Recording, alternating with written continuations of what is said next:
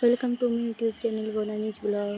বন্ধুরা, আশা করি তোমরা সবাই খুব ভালো আছো, আর আমিও খুব ভালো আছি। আমি আমার ফার্স্ট ইন্ট্রোডাকশন ব্লগে তোমাদের কাছে শেয়ার করেছিলাম যে আমি আমার বাবার বাড়িতে এসেছি। তো আমার বাবার বাড়ির গ্রামের সকালের পরিবেশটা কেমন হয় সেটাই তোমাদের কাছে শেয়ার করছি। দেখো, সকাল সকাল ঘুম থেকে উঠে পড়েছি। বাইরে এসে শুনছি পাখিদের কলকাকলির মিষ্টি আওয়াজ।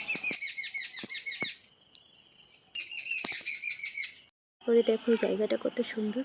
আমার মনে হয় প্রাকৃতিক সৃষ্ট সব কিছুরই একটা আলাদা মাধুর্য আছে, তাই না? সকালে সবাই মর্নিং ওয়াকে বেরিয়েছে, তো দেখে আমিও একটু রাস্তায় বেরোলাম হাঁটতে। রাস্তায় বেরিয়ে দেখছি রাস্তার দু সাইডের দৃশ্যটাও খুব সুন্দর। ওই পারে আকাশটা দেখো যেন মাঠের সঙ্গে মিশে গেছে। ফিরে এসে মার কাজে একটু সাহায্য করে দিলাম, ঝাঁট দিয়ে সামনের দাওয়াটা ওই জল দিয়ে ধুয়ে দিচ্ছি।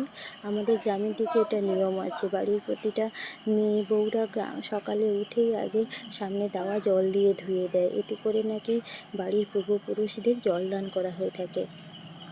করে দেখো গাছের ফাঁক দিয়ে সূর্যোদয়ের সেই অসাধারণ দৃশ্য, যা দীঘা পুরীতে সূর্যোদয়ের দৃশ্যের মতো গ্রামের পরিবেশেও সূর্যোদয়ের দৃশ্য কিন্তু কোনো অংশে কম নয়, তাই না? সূর্যোদয়ের পরপরই আমি সূর্য প্রণাম করে থাকি, তবে সূর্য প্রণামের নির্দিষ্ট নিয়ম বা পদ্ধতি আমার সেভাবে জানা নেই।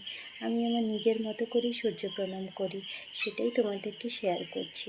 প্রথমে সূর্য প্রণাম করার জন্য একটি তামার পাত্রে জল নিয়ে নিয়েছি, তাতে কিছুটা আতপ চাল, লাল ফুল আর একটু মধু নিয়ে জলটা মিশিয়ে দিয়েছি। সেই জলটা সূর্যদেবকে অর্পণ করব। সূর্যদেবকে জল অর্পণের সময় আমি এই মন্ত্রটা বলে থাকি। ব্লগটা এই পর্যন্তই রাখলাম। আমার এই সেকেন্ড ব্লগটা কেমন লাগলো তা অবশ্যই কমেন্ট করে জানাবে। ব্লগটা ভালো লাগলে একটা লাইক করে দেবে, চ্যানেলটা অবশ্যই সাবস্ক্রাইব করে দেবে। তোমরা সবাই ভালো থেকো, সুস্থ থেকো, সবাইকে ভালো রাখার চেষ্টা করো। টাটা।